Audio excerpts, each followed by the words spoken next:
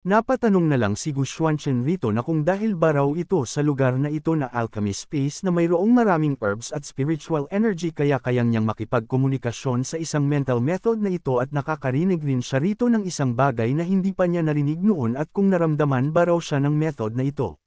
Dahil sa kanyang nasasaksihan nasabi na lang ni Murazo rito na kung nagpaparamdam ba raw ang kanyang Jade Spirit Heart Technique sa kay Gu Xuanchen. Nagsalita ang ating bida na dahil raw sa kaso na ito ay pupunta raw sa kanya ang method na ito at ito'y kanyang susubukan. Sa nangyayari naman ay may napansin naman rito si Murazo kaya sinabi niya na ang mga herbs raw rito ay nag-upgrade dahil sa method na ginagamit ni Gu Xuanchen. At pinagpatuloy lang ito ng ating bida. Kaya ang mga halaman doon ay namumulaklak na lang at nag-upgrade. Sa Heavenly Sacrifice Sect raw ay ang mga herbs raw rito ay nahahati sa 6 na antas base sa tinataglay nito na spiritual power ng isang herbs at ang unang antas at ang ikalawang antas raw ng medicinal herb ay madali lang raw o makikita ito kahit saan sa kanilang sekta at ang ikatlong antas pataas ay nakikita lang ito sa Alchemy Pick. At ang mayroon lang raw sa Alchemy Pick ni Elder Muhuya ay ang ikatlo at ika-4 lang na antas na medicinal herbs ang nandito ngunit dahil raw sa pag-unawa ni Gu Xuanchen sa Jade Spirit Method ay ang mga herb raw rito na ikatlo at ika-4 lang na antas ay nag-upgrade kaya ito'y naging 6 antas na ang level ng mga medicinal herbs rito. Nagsalita naman rito si Hu Qingho na paano raw nila kakayanin o mag-survive rito sa loob ng 100 taon di naman ito sinagot ni Murazo.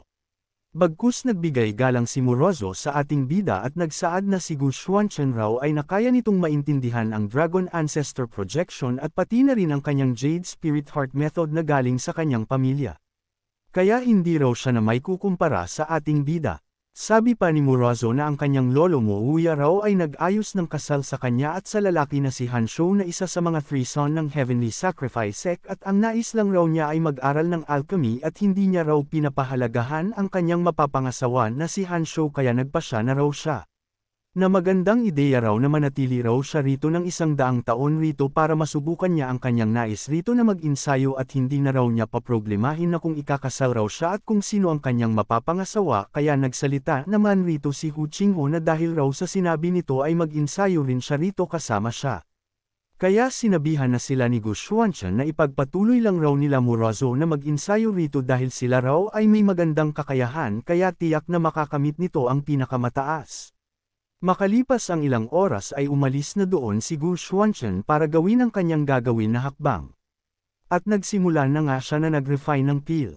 Habang ito'y nagre-refine lumabas naman doon ang isang dragon na nangangahulugan na ang kanyang nire-refine ay isang 9 Dragon Divine Peel. Nasabi na lang ng ating bida na kung natapos na ba raw siya sa pagre-refine. Nagsaad naman siya rito na nakapag-refine na raw siya ng 9 Dragon Divine Peel ngunit hindi niya raw alam ang antas ng kanyang Nor-Refine ngayon. Kaya maganda raw na titingnan na lang niya ito. At napatanong na lang siya rito na kung isa bang 5 Pattern Divine Peel ang kanyang na-refine. Nasabi na lang niya na ang Alchemy Space raw na lugar na ito at ang mga medicinal herb rin na nasa 6 na antas ay nakatulong raw ito sa kanyang pagre-refine. At sa ngayon raw ang kanyang kayamanan na Heavenly Star Secret Map ay puno na ng ika-6 na antas ng medicinal herbs kaya kahit raw na umalis siya rito sa Heavenly Sacrifice Sect sa hinaharap ay mayroong pagkukunan parent siya ng herbs. Bigla naman nagsalita si Luo Cheng na kung ang pangalan ba raw ng ating bida ay Gu Xuanchen. Kaya napalingon na ang ating bida rito at tumugon na ano raw ang kailangan nito at sa isip naman ni Gu Xuanchen na nakikilala raw niya ang taong ito dahil ito raw ang hamarang sa kanila sa Alchemy Pick. At napaisip rin si Luo Cheng na ang ating bida ba raw ang tinulungan ng kanyang junior sister Murazo na makapasok rito at ito raw ay walang background dagdag pa niya sa kanyang isip na matapos raw na magkita sila ng ating bida at kanyang Master Muhuya ay bibigyan raw si Gu Xuanchen ng kanyang Master Muhuya ng isang matutuluyan nito sa Alchemy Pick. Bigla naman niya napansin ang aura ng medicinal herb sa ating bida kaya tinanong na ito ni Luo Cheng kung nagpunta ba raw sila Gu Xuanchen sa Alchemy Space. Tumugon naman rito si Gu Xuanchen na kung ano ba raw ngayon kung ganun kaya nagulat naman rito si Luo Cheng. Kaya ninas naman rito si Luo Cheng at napasabi na lang siya sa kanyang pag-iisip na matagal na raw siya rito nagtatrabaho na maigi at wala pa rin raw siyang kwalifikasyon na makapasok sa Alchemy Space, ngunit ang ating bida raw na bago lang ito nakapunta rito ay nakakapasok at nakakalabas na ito sa Alchemy Space nang walang kahirap-hirap, kaya ang kanyang master raw ay may pinapaboran, kaya kailangan raw niya itong bigyan ng babala at si Gu Xuanchen raw ay hindi niya ito palalagpasin. Nagsaad si Luo Cheng na siya raw ang pinakamatanda na disipolo rito sa Alchemy Peak, kaya nandito raw siya para turuan ang mga bagong dating rito at ang alchemy materials raw ay siya ang nangangalaga at ito raw ay napakahalaga at ang pagmamadali raw ay maaring magdulot ito ng pinsala sa kanila at sa isip pa niya na madali na lang niya raw na makukontrol niya ang ating bida. Tumugon naman rito si Gu Xuanchen na ang ika-4 na antas ng medicinal herb at stone feather flower at nasayang raw ang pagkakataon sa tamang pagkukultivate nito at ang epekto lang raw ng herb na ito ay hanggang 3 antas lang raw ito. Sa kanyang narinig naman nagalit na lang siya rito at pagalit na napatanong kung ano raw ang sinabi ng ating bida. Di naman ito sinagot ni Gu Xuanchen, bagkus sinabihan niya ito na kung wala na raw ay wag raw ni Luo Cheng harangan ang kanyang daan. Pasiga naman itong tumugon na isang brat raw ang ating bida at paano raw nito maintindihan ang cultivation ng isang alchemy peak medicinal herbs dahil isang hamak lang raw na outer disciple si Gu Xuanchen. Dagdag pa ni Luo Cheng na isa raw itong mayabang kaya kailanman raw ay hindi ang ating bida magawang mapaunlad ang isang halaman. Kaya tinanong na ito ni Gu Xuanchen na kung ano naman raw kung magagawa niya raw ito. Mayabang naman na sinagot ito ni Luo Cheng na pag magawa raw ni Gu Xuanchen na makultivate o mapalago ang halaman ay isusuko raw niya ang kanyang cultivation, ngunit pag ang ating bida raw ay matalo ay puputulan raw nito ang kamay nito at pagtapos ay umalis na raw ito sa kanilang sekta at wag nang babalik. At pangiti naman na nagtanong siya sa ating bida kung tinatanggap ba raw niya ito at tinanggap naman ito ni Gu Xuanchen. Kaya sinabihan niya na ang ating bida na sumunod raw ito sa kanyang at habang sa isip naman rito ni Luo Cheng na hindi niya raw alam kung anong klaseng mahika ang ginamit ni Gu Xuanchen sa kay Murazo at sa master niya na si Elder Mu Huya para pagkatiwalaan siya nito. Dagdag pa niya na mayabang raw ito kaya ngayong araw ay tuturuan niya ito. At naka-rating na nga sila sa labas ng mga kabahayan ng Alchemy Peak. Zhao Bu isang disipolo ng Alchemy Peak at si Wang Hai isa din disipolo ng Alchemy Peak at nagsaad ito na sinabi raw ng kanyang senior Luo Cheng na diligan raw at alagaan raw ni Gu Xuanchen ang mga herbs doon na hindi nadiligan at napangalagaan. Nagsalita rin si Zhao Bu na wag raw siya naakusahan na ng bubuli ng baguhan, kaya kung may hindi raw naintindihan si Gu Xuanchen ay magtanong na ito sa kanya habang maaga pa at sa isip pa niya na isa na naman raw naging kaaway ng kanyang senior Luo Cheng. Dagdag pa niya na kapag gagamitan raw ng kanyang senior brother Luo Chen ng isang tao ng trick ay dito niya ito dinadala. Habang si Gu Xuanchen naman ay napalingon na sa mga halaman na kanyang palalaguin o mapaunlad. Nagtaka naman siya rito kaya napaisip na lang rito ang ating bida na kung wala raw herb rito o mga buto man lang ay mayroong mga damo raw dapat rito. Dagdag pa niya na wala raw tumutubo ritong damo kaya hindi raw ito isang simpleng bagay lamang. Kaya nagsabi na ang dalawa na kung wala na raw ay aalis na sila at kung magawa raw ito ng ating bida ay sasabihan niya raw agad ang kanyang senior Lu Cheng. Habang sila'y papaalis ay napatawa na lang sila at napaisip na nalasan raw ang lugar na ito kaya wala raw herb na ubos sa lugar na ito. At sinuri na ni Gu Xuanchen ang lupa rito kaya nalaman niya na ang lupa na ito ay nalubog ng lason kaya ito'y nakapagtataka. Kaya ginamitan niya ng trivial skills ang lupa rito. Kasabay din sa unti-unting pagkawala ng mga lason sa lupa. At naglabas rin ito ng malakas na ore galing sa skill na ginamit ng ating bida. Napansin naman ito ng dalawa kaya gulat naman na nasabi ni Wang Hai na ano na ba raw ang nangyayari doon. At bigla naman na sinabihan ni Zhao Bu si Wang Hao na bakit raw ito nakatayo lang at puntahan na raw nila si Gu Xuanchen dahil kapag raw makasira ang ating bida ay hindi raw nila maiiwasan ang responsibilidad na magawa ni Gu Xuanchen. Habang sila'y papunta kung saan ang ating bida ay napatalsik na lang ang dalawa at napasabi na lang si Wang Hai na napakalakas raw ng kapangyarihan ng heaven doon. Dahil sa wala na silang magawa sinabihan na ni Wang Hai ang ating bida na kung ano ba raw ang ginagawa nito kaya lumabas na raw ito. Nagdesisyon naman rito si Zhao Bu na mas mabuti raw na masabihan niya na agad ang kanyang senior Luo Cheng sa nangyayari rito. Sabay ginamit niya na ang kanyang talisman para makausap niya ang kanyang senior brother. Nagtanong naman rito si Luo Cheng kung ano ba raw ang mali, bakit raw nagmamadali ito. Sinagot naman ito ni Zhao Bu na sinabi raw ni Luo Cheng sa kanya na pahirapan si Gu Xuanchen, ngunit ngayon raw ay hindi niya na alam kung ano raw ang ginagawa ngayon ng ating bida. Dagdag pa niya na may nangyayari raw sa taniman kung saan ang ating bida kaya hindi raw sila makakapasok doon. Nagsaad naman rito si Luo Cheng na kailan ba raw niya sinabi sa kanila na pahirapan si Gu Xuanchen, at tinanong ni Luo Cheng si Zhao Bu na sila raw ay magkaibigan sa iisang sekta lamang, kaya paano raw ito nagkaroon ng ganitong kaisipan o masamang plano. Kaya wala nang magawa rito si Zhao Bu at napasambit na lang sa kanyang senior, at nakisali naman rito sa usapan si Wang Hai na tulungan raw sila ni Luo Cheng na gumawa ng solusyon para maagapan ang kakaibang nangyayari. Sinagot naman ito ni Luo Cheng na si Gu Xuanchen raw ay ang nag-umpisa na umaksyon ng walang pahintulot, kaya kung mamamatay raw ang ating bida rito sa hindi inaasahang epekto ay wala raw makikitang ebidensya at wala raw silang kinalaman rito. Kaya nagtinginan na lang ang dalawa sa isa't isa at napaisip sila na parang ang kanyang senior brother Luo Cheng raw ay tinatangka nitong patayin si Gu Xuanchen.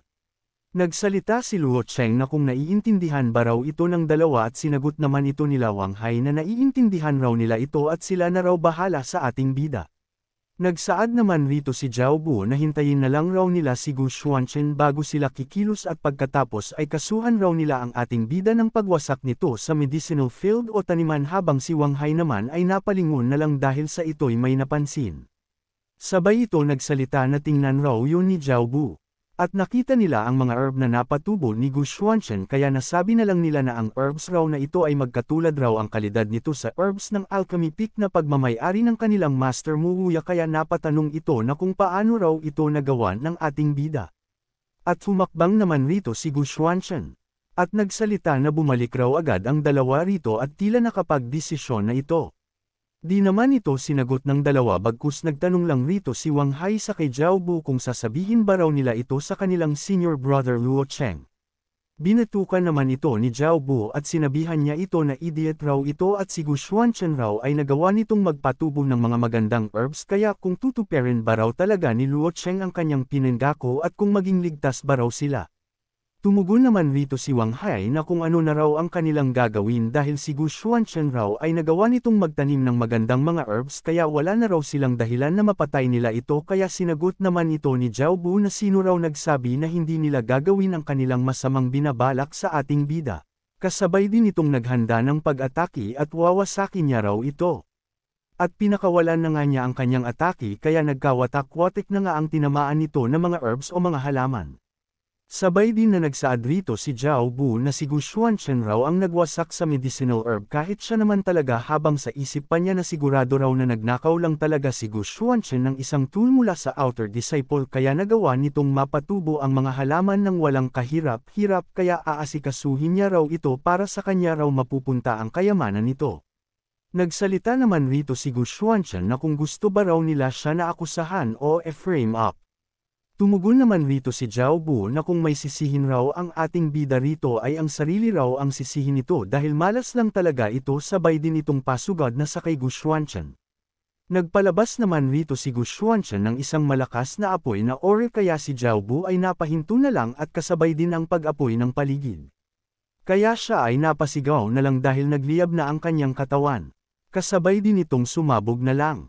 Habang si Wang Hai ay nagulat na lang ito sa kanyang nasasaksihan at napasabi na lang siya sa kanyang pag-iisip na anong klaseng malakas na are raw ang ginamit ng ating bida at kung bakit isa lang raw itong outer disciple. Pagkawala naman ng usok, nakita naman niya si Gu Xuanchen, kaya nang inig na lang ang kanyang buong katawan. Kasabay din itong napaluhod at nagmakaawa na lang sa ating bida na wag raw siya nitong patayin. Tumugon naman rito si Gu Xuanchen na hindi niya raw ito papatayin, ngunit tinanong niya ito na kung saan ba raw si Luo Cheng. Habang nanginginig naman si Wang Hai ay sinagot naman niya ang tanong ni Gu Xuanchen na base raw sa kanyang ginagamit na communication talisman ay nag-iinsayo raw si Luo Cheng sa Valley ng Southwest. Nagsaad naman rito si Wang Hai na nagsabi raw si Gu Xuanchen na hindi raw siya nito papatayin. Sinang-ayunan naman ito ng ating bida, kaya nagbuntong hininga na lang rito si Wang Hai. Ngunit nagsalita naman si Gu Xuanchen rito na wala raw siyang sinabi na hindi niya ito bubugbugin. Kasabay din itong sinuntok na ng ating bida, kaya nagdugo na lang ang bibig ni Wang Hai. At nagpagulong-gulong naman ito sa eri habang nagsisigaw sa sakit.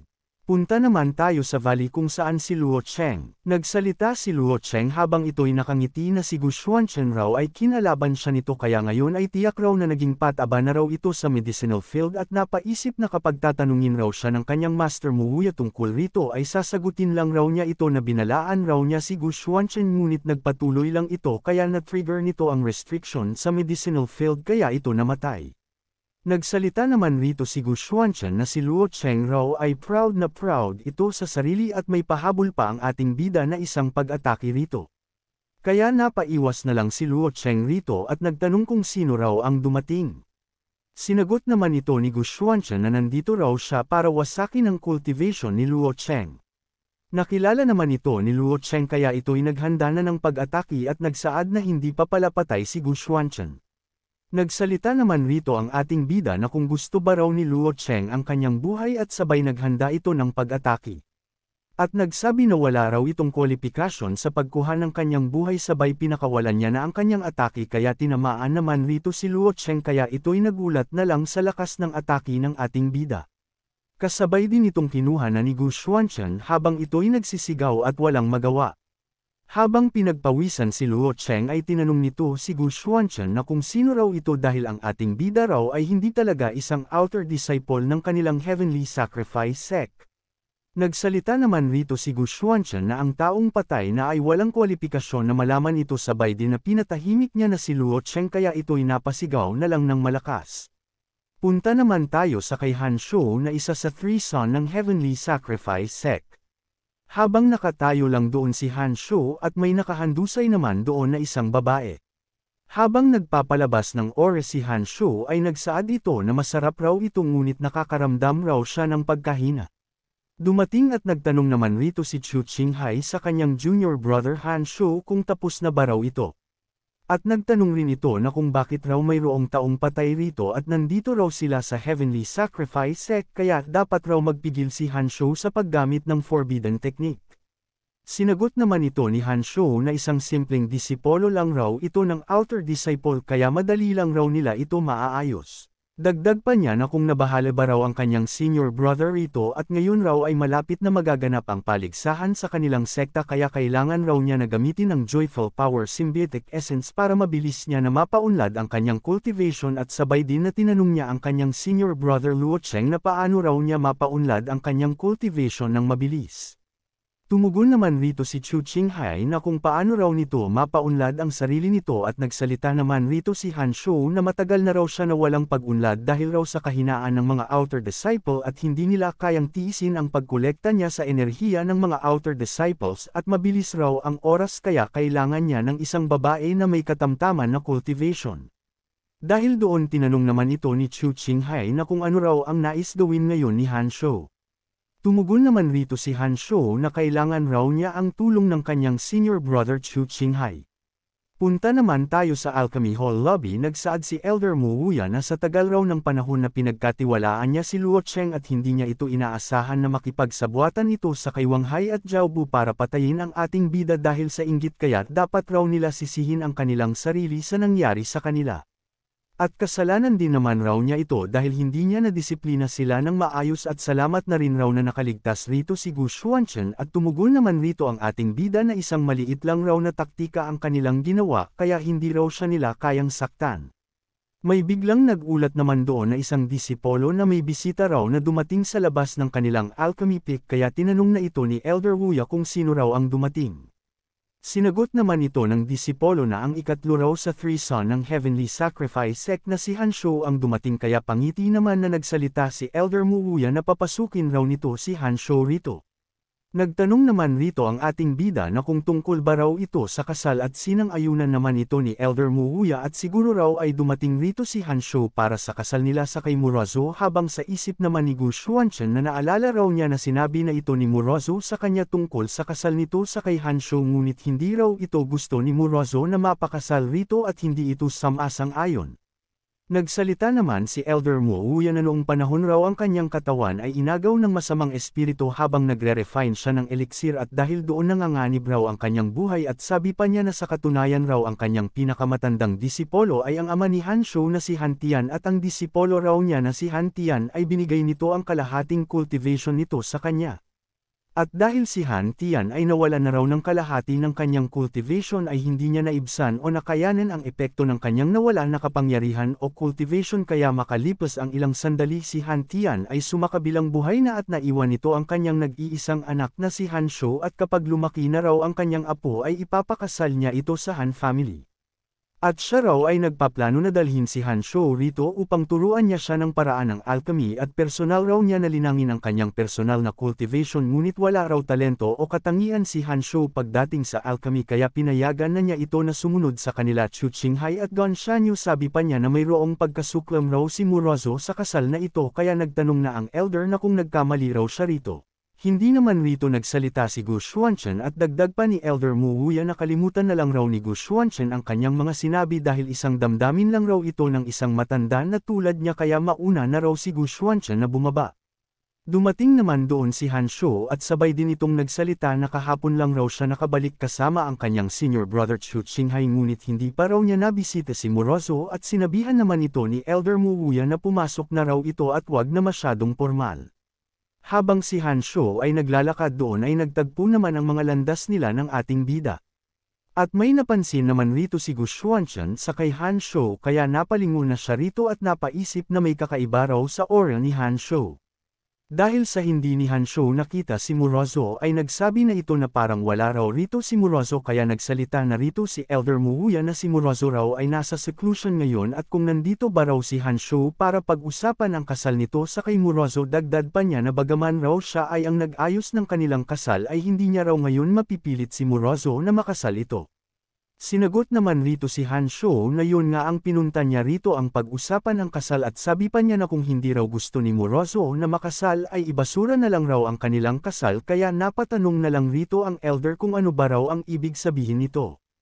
Tumugon naman rito si Han Shou na hindi raw sa dahil hindi niya gusto si Murozo ngunit napagtanto raw niya sa mga taon na ang pinilit na pagmamahalan ay hindi magiging tunay gayunpaman gusto pa rin raw niya makita si Murozo at kung babastidan raw siya nito ulit ay susuko na raw siya rito. Napaisip naman rito si Elder Mo Wuya na bagaman si Murozo ay nasa alchemy space at hindi ito makikita ay matagal na raw itong hindi gusto ang kasal na ito kaya magandang bagay raw kung mag-usap sila ni Murozo at Han Shou para matapos na nila ang problema na ito. Kaya pinatawag niya na si Murozo sa alchemy hall lobby para sila'y mag-usap. Nagtanong naman rito si Murozo kung saan na ba raw ito at sa isip pa niya na ayon raw sa kanyang lolo ay handa raw si Han Shou na kanselahin ang kanilang kasal ngunit hindi na raw niya ito nakikita. Bigla naman sumulpot sa likuran niya si Han Shou at nagsaad ito na mabuti raw na handa raw si Murozo na makipag-usap sa kanya. Inatake naman ito ni Murozo at nagsalita ito na wag raw magmatapang si Han Shou dahil ito raw ang alchemy hall. Naiwasan naman ito ni Han Shou habang ito'y napatawa na lang sa pag-iisip nito dahil kumagat na raw si Murozo sa kanyang bitag. Kasabay din itong naghanda, at palihim niya na nilagyan ng kanyang aura ang leeg ni Murozo. At sabay din itong nagsalita na malakas raw ang reaksyon ni Murozo at sabi pa niya na sinabi raw ni Murozo na ito raw ay nangyari sa Dan Hall at sabay ito nagtanong na kung ano raw ang maari niyang gawin sa kay Murozo sa Dan Hall at dagdag pa ni Han Shou na sa ngayon raw ay sinabi niya na handa raw siya na kanselahin ang kanilang kasal at hindi raw niya ito babalikan ngunit nais raw niya na gamitin ang tsaa bilang kapalit ng vino upang malutas raw ang nakaraan nila na hindi pagkakasundo. Nagsaad naman rito si Murozo na dahil nagawa raw ng kanyang senior brother Han Shou ang pag-unawa kaya hindi na raw nito kailangang uminom pa ng tsaa sa isip pa ni Murozo na hindi niya raw alam ang gagawin na trick ngayon ni Han Shou kaya nakakabuti raw na mag-ingat siya. Sabi pa ni Murozo na dahil wala na raw silang gagawin ay hindi na raw niya sasamahan ang kanyang kuya Han Shou kaya sa narinig ni Han Shou ay nainis naman ito at hindi na nakapagsalita. Nagsalita naman rito si Han Shou na ngayon raw ay tinatanggihan na siya ni Murozo kaya titingnan raw niya kung paano raw ito makakatakas sa kanya. Punta naman tayo sa tinutuluyan ni Gu Xuanchen sa lugar ng Danfeng. Habang hawak-hawak niya ang kanyang small world, Napasabi na lang rito si Gu Xuanchen na ang kanyang buhay raw ay konektado sa kanilang lahat ng kanyang mga kaibigan at narating na raw niya ang spiritual nourishment realm at ang pag-unlad raw niya ay ang pag-unlad rin nilang lahat. At talaga raw lumaki at imunlad na ang kanyang small world kaya magsasama raw sila sa madaling panahon. May bigla naman napansin ang ating bida kaya nasabi na lang niya na kung nagising na ba raw ang nilalang. Habang ang nilalang naman nakakagising lang ay nagsaad na matagal na raw siyang nagising dahil raw sa masamang amoy na nakapag-disturbo sa kanyang mahimbing na panaginip dagdag pa niya na kailangan raw niya na magpahinga para makakuha raw siya ng sapat na lakas para mapanood raw niya kung paano ni Gu Xuanchen haharapin si Gan Shanyo na nagawa siyang mapinsala nito. Kaya nagtanong na rito si Gu Xuanchen na sa nakakasuka raw na amoy ay saan raw ito nangyari. At patawan naman itong sinagot ng nilalang na maghintay raw si Gu Xuanchen at pag-iisipan raw niya ito kung sasabihin niya raw ito sa ating bida. Kaya sa inis naman ni Gu Xuanchen ay pinagulong-gulong niya ang Heavenly Secret Map of the Stars kung saan ang nilalang. Dahil rito napasigaw na lang ang nilalang at huminto na raw ang ating bida at hindi raw katanggap-tanggap ang ginawa nito sa kanya. Tumugon naman rito si Gu Xuanchen na wala raw itong problema dahil ang kanyang kidlat raw ay hindi nito kayang mapinsala ang Heavenly Secret Map of the Stars at tungkol naman sa pagkawasak sa katawan at kaluluwa ng nilalang ay malalaman lang raw nila ito matapos nila itong subukan. Dahil sa wala nang magawa ang nilalang ay nagsalita na ito na ang masamang amoy raw na yun ay nagmumula lamang sa taong nagpa-practice ng evil art na yin yang replenishment. Dagdag pa niya na ang taong yun raw ay nagpapakita ng kanyang kakayahan na takpan ang amoy ng mga buhay na tao dahil raw siya ay isang remnant soul na lang ay partikular raw siya na sensitibo sa amoy na ito. Kaya naalala naman ni Gu Xuanchen na kalahating oras raw na nakalipas ay ang naamoy ng nilalang ay galing ito sa kay Han Shou kaya nasabi na lang rito ni Gu Xuanchen na si Han Shou raw ay talagang isa itong multo.